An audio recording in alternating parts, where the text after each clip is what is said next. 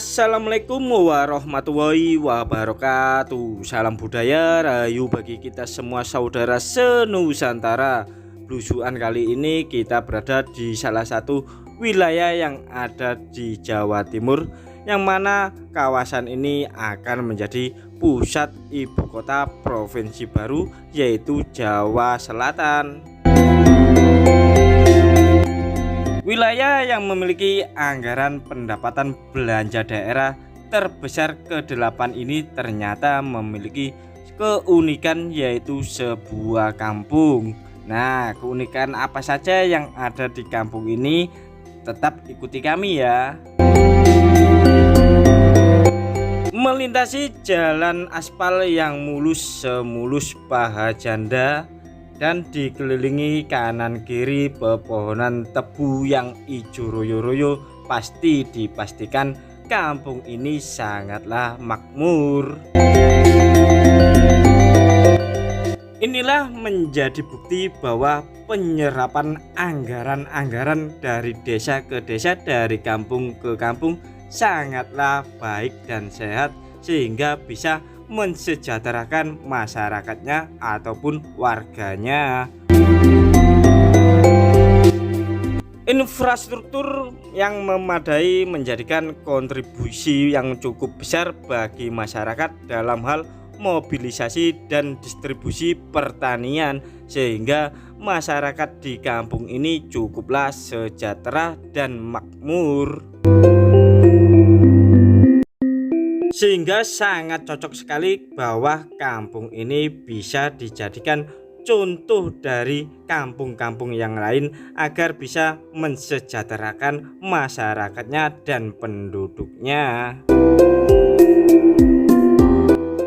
Perkebunan tebu menjadi komoditas utama mata pencarian masyarakat penduduk kampung ini, sehingga mereka sangatlah sejahtera dan makmur. Bahkan rumah-rumah mereka cukup layak dihuni, berbeda dengan kampung-kampung lain yang masih di bawah kemiskinan.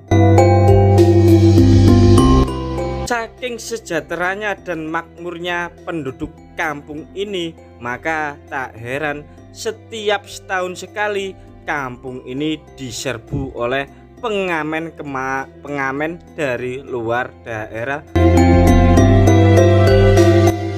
Tapi ingat ya, kalau ngamen di kampung ini cukup sekali dalam setahun. Nanti yang pasti kalian bisa mendapatkan uang lebih dari 5 juta dalam sehari. Dan itu menjadi fakta yang unik untuk kampung ini, bahwa kampung ini setiap tahunnya sering diserbu pengamen dari luar daerah. Tak hanya fakta unik yaitu berupa setiap tahunnya ada pengamen, namun ada fakta-fakta lain yang unik di kampung ini. Salah satunya ialah di kampung ini tak ada sekolah negeri. Meski tanpa sekolah negeri, namun nyatanya pemuda-pemudi kampung ini cukup mengenyam pendidikan yang cukup baik, mulai tingkat bawah hingga perguruan tinggi mereka sudah melakukannya. Maka tak heran pemuda-pemudi kampung ini banyak yang sukses, baik itu di kampung sendiri maupun di luar daerah, bahkan hingga mancanegara. Mereka banyak yang menjadi orang-orang sukses. Hal ini sangat didukung dan ditunjang oleh pemerintah setempat, guna pemuda-pemudi kampung ini menjadi orang yang mahir dalam bekerja di semua bidang. Nah, di depan sudah tampak rumah penduduk kampung yang sangat sejahtera dan makmur ini, dan nanti kita akan melihat suasana yang ada di dalam kampung ini, sekaligus kita melihat keunikan-keunikan apa saja yang ada di kampung ini. Menurut informasi yang kami dapat, penduduk atau warga kampung sini juga bebas makan makanan non halal alias B2 atau yang kita kenal dengan babi. Jadi tak heran kalau kalian datang ke sini ada makanan-makanan babi. Penyebab masyarakat atau warga penduduk kampung ini diperbolehkan makan makanan B2 atau babi ini karena mayoritas 98% penduduk kampung ini beragama Kristen. Maka tak heran dalam perjalanan kita kali ini di kampung ini kalian pasti tak menemukan musola ataupun masjid, namun kalian bisa melihat masjid atau musola di ujung kampung ini yang kebetulan penduduknya 2% dari kampung ini beragama Islam. Meski agama Kristen mendominasi agama penduduk kampung ini, namun kerukunan antar umat beragama pun cukup terjalin erat dan persatuan kesatuan antar warga pun cukup kuat juga. Hal ini dibuktikan dengan gotong royong masyarakat desa kampung ini yang mereka saling bahu membahu untuk membersihkan kampung ini, bahkan dalam sistem pertanian juga. Apresiasi cukup tinggi kami berikan kepada penduduk kampung sini karena menjaga nilai-nilai toleransi dan kebinekaan tunggal ika, serta penduduk kampung ini juga tak menghiraukan isu-isu yang beredar di media sosial, maksudnya ya, tentang perpecahan umat antar agama. Sehingga kampung ini diberkahi oleh Tuhan Yang Maha Esa dengan tanah yang subur, sehingga masyarakat semua kampung ini cukuplah makmur dan sejahtera. Fakta unik lainnya dari kampung ini ialah tiap-tiap kuda-kuda rumah bagian depan pasti ada ventilasi angin yang berbentuk simbol salib, yang dipastikan emang kampung ini betul-betul kampung Kristen.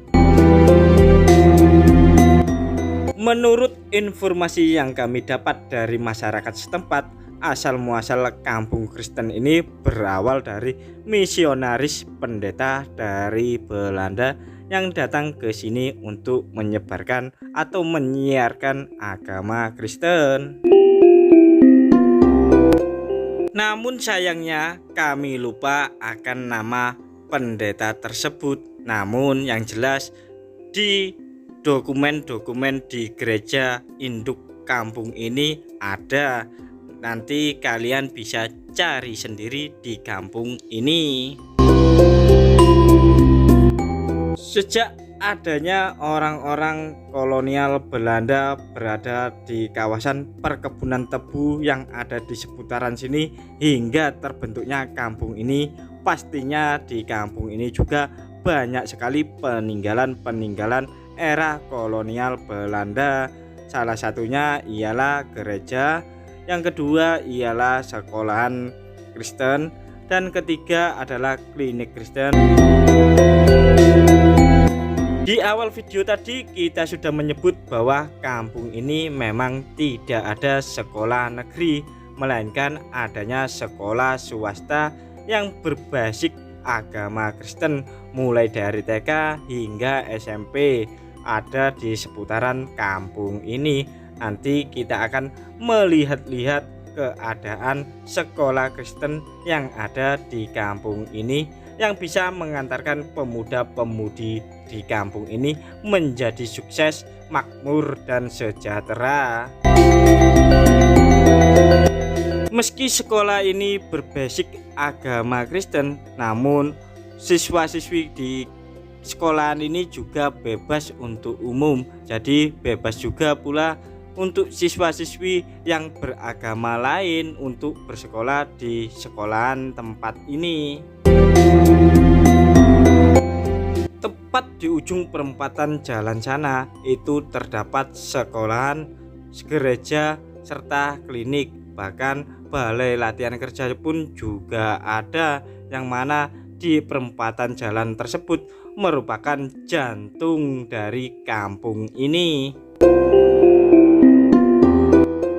Tak beberapa lama lagi kita akan sampai di mana di tempat ini merupakan pusat pendidikan, pusat ibadah, pusat kesehatan, dan pusat ketenaga kerjaan yang ada di seputaran perempatan jalan kampung ini. Dan di kiri kita ini adalah sekolahan satu atap, yaitu SD dan SMP Kristen.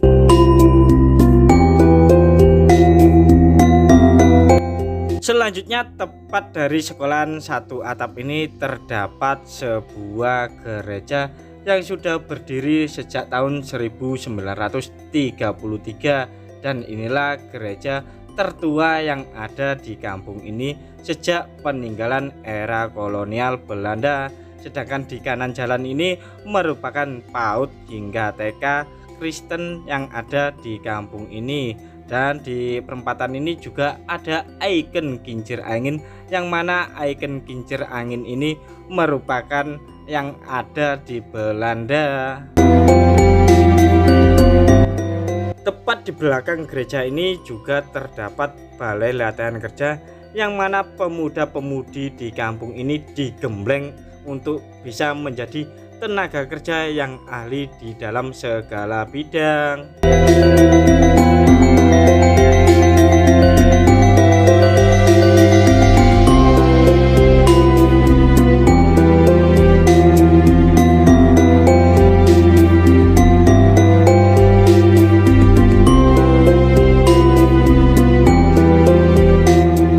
Saat ini kita sudah di perempatan Sidoarjo, yang mana kampung ini 99% mayoritas penduduknya beragama Kristen. Nah, dan di sini pula banyak sekali jejak-jejak peninggalan era kolonial Belanda. Salah satunya yaitu sebuah gereja dan sekolah, yayasan sekolah.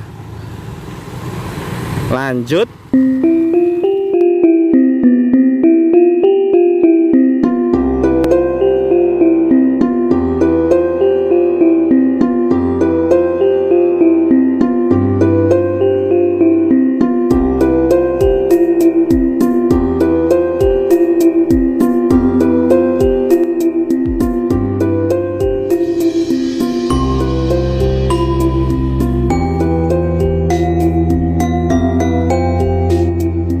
Nah, tak jauh dari perempatan ini, tepatnya berada di pojok sebelah kanan maupun sebelah kiri, terdapat peninggalan Belanda berupa sekolahan.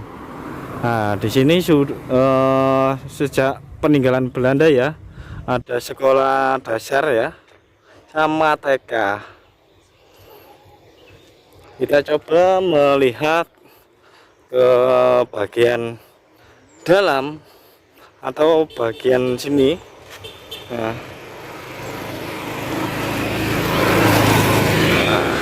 tampak seperti pada umumnya sekolahan-sekolahan, namun ini dulu peninggalan Belanda. Tepat di tengah-tengah lapangan ini ada sebuah pohon beringin yang cukup besar. Nah, sedangkan di depan sekolahan ini peninggalan Belanda ini ya, iya,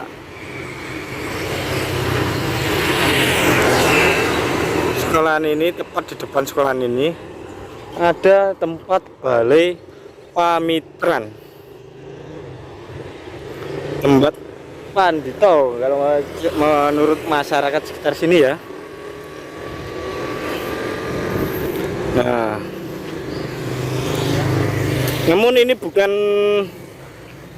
menurut cerita juga peninggalan Belanda, namun sudah direnovasi, Balai Pamitran. Selanjutnya tak jauh dari Balai Pamitran ini terdapat sebuah bangunan gereja yang cukup tua, kisaran tahun 1933. Nah, ini area gereja sekaligus pendidikan. Nah, ini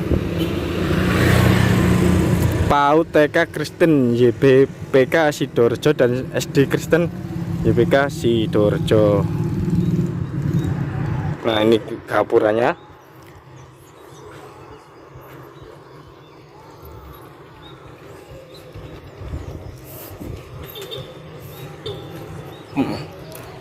Nah, sayangnya kan hari Minggu tutup.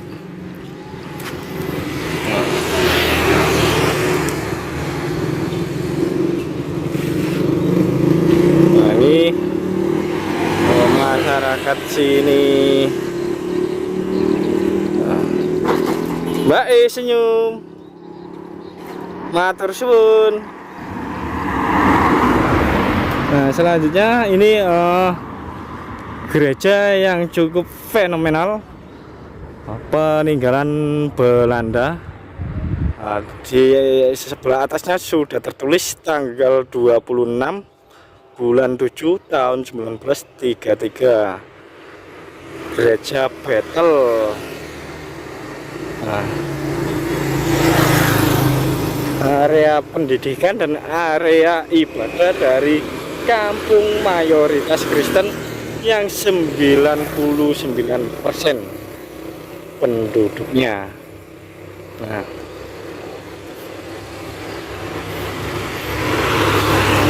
ini dari gapurannya saja sudah terlihat arsitektur Belanda. Apa? Nggih sampun nih, Pak. Nggih. Nah, ini kok mboten enten acara kegiatan, Mbak? Padahal Minggu niki. Apa? Oh, manten. Manten mriko nggih, Pak nggih. Nah, nggih. Nggih. Mriki mayoritas Kristen nggih, Pak nggih. Nggih. Bapak warga mriki? Oh. Nggih. Nggih. Berarti di sini mayoritas 99% Kristiani, Pak nggih. Oh, nggih. Terus mata pencarian masyarakat mriki niku mayoritas napa, Pak? Bertani nggih. Bertani, beternak nggih. Seperti pada umumnya kampung-kampung lainnya nggih, Pak nggih. Nah, matur suwun. Nah, itu tadi penjelasan dari masyarakat ini. Dan selanjutnya kita lihat ke bagian lain. Dan kampung sini memang guyub rukun, bahkan toleransinya pun cukup tinggi kepada umat beragama yang lainnya.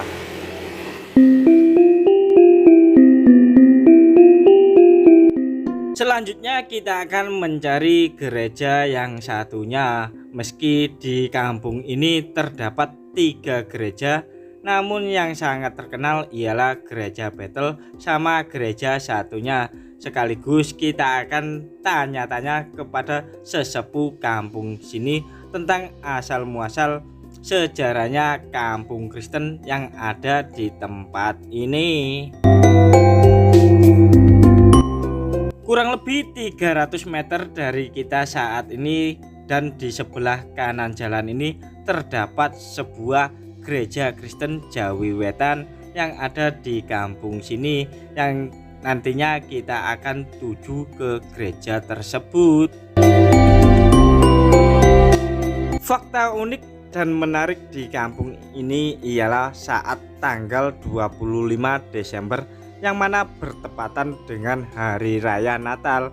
Dan di saat hari raya tersebut kampung ini semakin sepi dan ramenya malah pas tanggal 1 sampai tanggal 2 yang bertepatan dengan tahun baru, yang mana penduduk kampung ini yang merantau jauh sudah banyak yang mudik. Di saat pergantian tahun baru tersebut di sini atau di kampung ini, acara halal bihalal silaturahmi menyambung persaudaraan antar saudara bahkan antar umat agama terjaga cukup erat. Nah, akhirnya kita sudah sampai di gereja Kristen Jawi Wedan yang ada di kampung ini. Bangunan ini sudah ada sejak tahun 1998 dan nantinya kita akan bertanya-tanya sama masyarakat yang ada di seputaran kampung ini, sekaligus kita mencari minuman kopi yang hangat. Ternyata memang betul fakta unik dan menarik tentang kampung ini, sehingga membuat kami penasaran datang ke kampung ini. Untuk lebih jelas dan gamblangnya, mari kita tanya-tanya.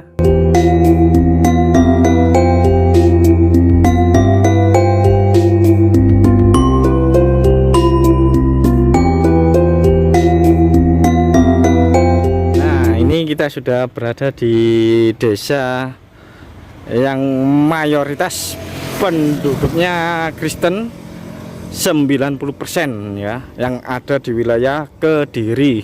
Dan ini salah satu buktinya, ada sebuah gereja Kristen Jawi Wetan GKJW Jemaat apa ini?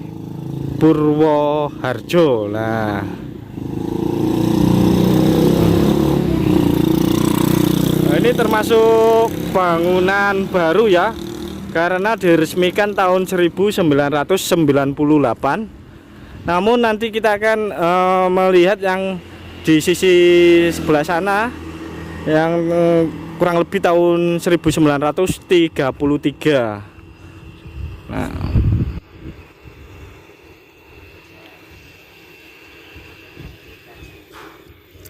dan hampir kalau di tempat-tempat ibadah, kalau di ibadah umat Islam itu ada beduk. Kalau di gereja itu ada ini lonceng. Kalau di pura itu ada namanya apa ya, saya lupa.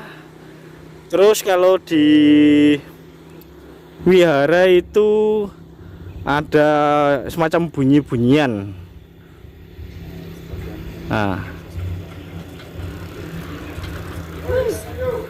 lanjut kita akan menuju ke gereja yang ada di sebelah sana yang lebih tua dari gereja ini.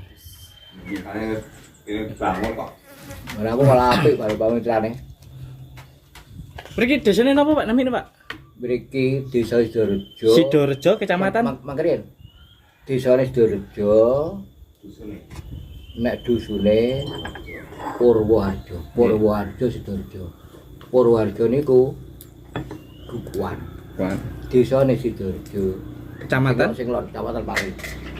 Kabupaten Kediri. Nah niku leres nggih Pak nggih.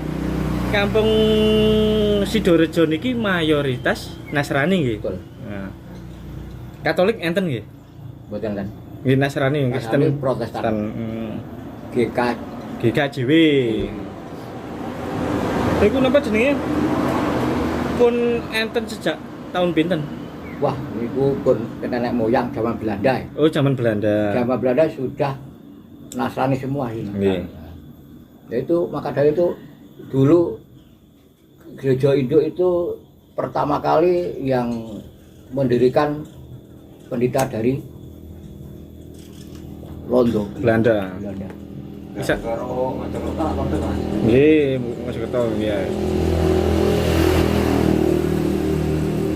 Jadi sini mengikuti zaman Belanda. Nggih. Jadi tahun baru itu sebenarnya kan bukan hari rayanya sini, Nggih. hari raya sedunia. Nggih. Tetapi dulu waktu zaman Belanda, Nggih. tahun baru itu dirayakan sampai sekarang. Jadi mengikuti zaman Belanda dulu. Oh.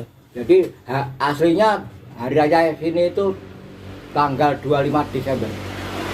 Ya itu kan hari raya Natal nggih. Natal. Natal. Tapi zaman Belanda waktu itu 1 Januari itu dirayakan besar-besaran juga. Oh, makanya Sebenarnya kan hari raya itu kan hari raya sedunia. Iya. Tapi kan sini pasti besar sekali. Cuman kalau nggak percaya tahun baru sama ke sini.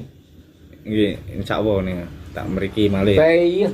Tapi mriki ibaratnya adat istiadat daerah sebagai kita orang Jawa nggih Pak nggih. Adat istiadat niku tasih enten nggih Pak nggih. Adat itu mboten enten iki. Maksudnya cara napa niku namine?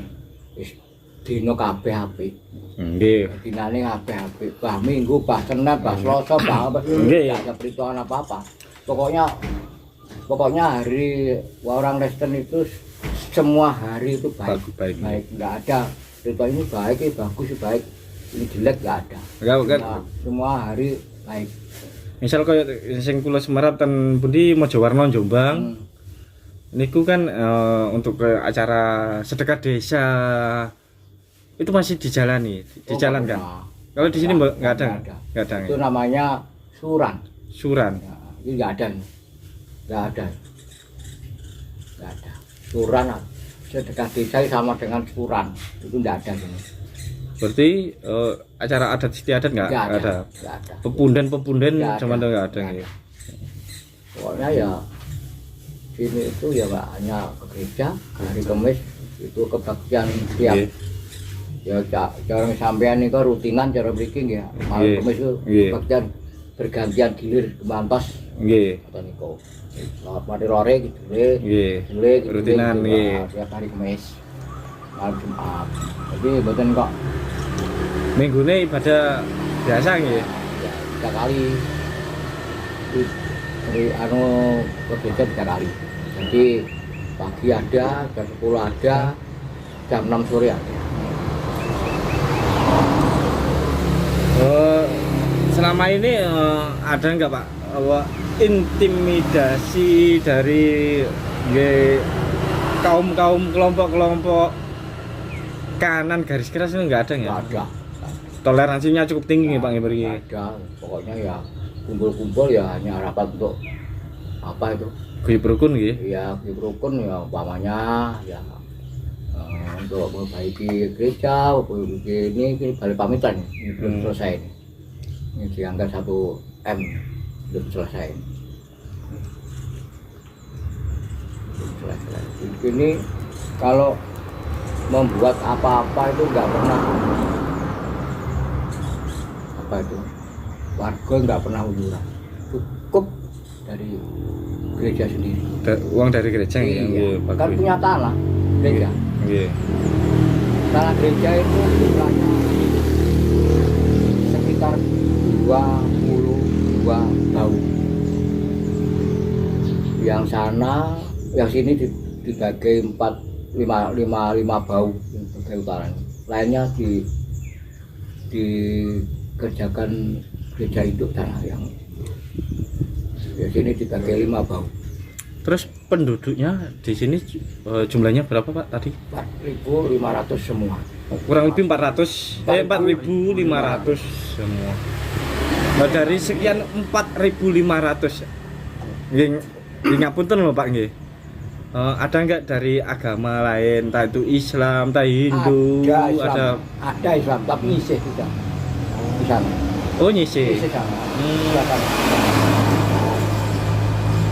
Itu termasuk kalau orang dulu mengatakan apa ya dulu waktu masih peceklek atau apa ya larang pangan itu banyak orang warung jahe Nganjuk itu banyak anak bojo sak anake namanya kurung dulu boro kalau Oh, nggih. akhirnya di sini akhirnya di sini bisa beli tanah, beli apa itu sini, akhirnya menempat sini turun banyak sana ada. Itu orang Nganjuk semua. Tapi satu desa sini nggih. Iya, tapi Islam bisa iya, tapi hanya sederhana. Dulunya ya hanya apa itu namanya? Kalau mengatakan biyennya apa yang ngarani? Mondok-mondok, orangnya mondok-mondok. Mencil-mencil gitu nggih. Mondok bukannya orang. Bukan hanya orang tempati itu hanya bilang mau menempati sini boleh. Anak bojone menempati akhir beranaan banyak akhirnya. Jadi orang Nganjuk salah. Orang warung jahe Nganjuk. Oh, Jaya Nganjuk. Ya, saya ini bukan juga orang anak keturunan orang Mondok aku dulu ya. Orang apa itu ya? Orang Kurung. Nenek saya dulu ya juga kurung di sini. Aslinya mana? Saya Neneknya. warung jahe. Warung jahe. Akhirnya menempati di situ. Gimana? Kowe ya? Iki no marung no. Enggak kene. Oh. Enggak. Ora kene. Asli. Enggak. Warung Jayeng. Mbahku ulun, mbahku warung gawe Nganjuk. Lah buka emakku warung Iya. Jayeng kok. Tapi kan gak kurung biyen. Ora goro. Lah asli Kadirabi Mbah Sriwono ora kurung. Oh enggak, heeh. Iya. Ning kono ketemu bapak. Ya iya gak kurung. Lah mbahku biyen kurung kok. Mbahku biyen Kurung iki piye? kurung itu boro, sak anak bojone. Oh. Jadi kurung sak anak bojone ning kono arang pangan jan semono to, akhire brangetan, gone pangan padha borongetan, akhire anak turune nek kene kabeh, lah akhire termasuk aku putune wong kurung yo. Mbahku kurung. Heeh. Jenenge Mbah. Bukan asli kono. Heeh, Mbah Di kuwi. Asli wong kurung, mbahku. Akhire dirabi wong kene ngono. Cerita sik turunane Prabu Airlangga. Ya. Kula asli anak wong turune wong kurung. Nggih sami. Kula Prambone. Prambone. Nggih. Kilene Ya. karo Jayeng. Ini sejarah. Nggih. Tak sejarah. Depan kula ngitam niku nggih. Namine Pak Markidi. Lah, duwe anak dirabi ngarep kupas. Kula siyen lho Pak Hari, penggawean kula niku nyolong. Lho, kok nyolong pinten iki? Kula ngedekne bocah-bocah niku nyolong kayu. Ayo kaya jati, lah tau dukung nate. Oh, Blandong nggih. Nggih. Oke, atil gedhe bocah. Lah kenapa? Lah piye? Sawah kono biyen mari tanduri bar kono ora iso nanduri apa-apa. Wis gak iso. Lah kok sakniki? Lah niku jaman Pak Harto. Brantas dibedel ngulon. Lah niku. Oh ngono. Ya kuwi dadi Nganjuk Lojinawi brantas dibedel ngulon ngono. Kuwi genah. Ngarep kupat. Tidak lama lagi ditaun wong mati. Merwane kanca karepku. Dan kok nyolong kayu alas kuwi. Ya tau cukup tahu. Larang pangan biyen kono kuwi tenan. Gedhe Era pundi? Era sinten niku, Pak? Hah? Era sinten? Zamane Presiden sinten niku? Napa nih? Ya sing niku wau larang pangan niku wau. Ya sak derenge nggih, ya sak durunge Pak Harto. Mulai 66, 67, 65, 66. Nggih Pak Harto sih zaman sak montor. Pak Harto 72. Lagi menjabat nggih. Nggih. Larang pacilan kula Pak go gak plek apa tewok. Iya, larang pangan kok. Zaman Soekarno ta. Nggih. Pokoke 65, 60. Cilikane niku. Oh iya Pak Harto jenderal. Sing jabat jenderal. Biyane penek bayek niku dibeli susu. Biyane Pak Ali Tajin. Iya apa nak? Nggih. Mboten enten bubur nggih, langsung gedang, teplok gedang. Adine aku kaya keteges saya pangane. Ya nggih. Apa kan ini? Ya. Tajin. Tajin. Ngono cah lemu-lemu biyen. Nah nggih. Hei, Artine ra buka kuwi. lah ngene bojoku dadi anu e. Ning ta? Buka ning kene nikel kene. Oh. Ya anu borong prasmanane. Anak wedok. Wah, Albertina. Akhirnya bareng anu lah mae dicak ngewangi. Iku ning kono, dadi jaga panganan iki bojoku ning kono. Iya. Jadi kene iki termasuk anu. Apa ngarani? Sejarah niku dijajah Londo niku bisa wong Kristen. Jawa Biyen ngoten. Penditane ya Berarti sak derenge enten Londo niku mriki niku napa? Wono tok napa? mungkin kelas tuh. Ya iki kata kene. Tebang dhewe ya. Makanya temerikan kata bangunan Londo. Enggak kata niku wonten kene. Lah sekolah niku bangun Londo kan. Sekolah niku asal direhab ya kayune cendela lawang niku sing panggah utuh. Gereja napa panggah gawang Pak, napa jenenge? Nah iki lho, Mas iki kan anu majelis gereja sih. Oh nak Pak Li. Iya. Pak Dene.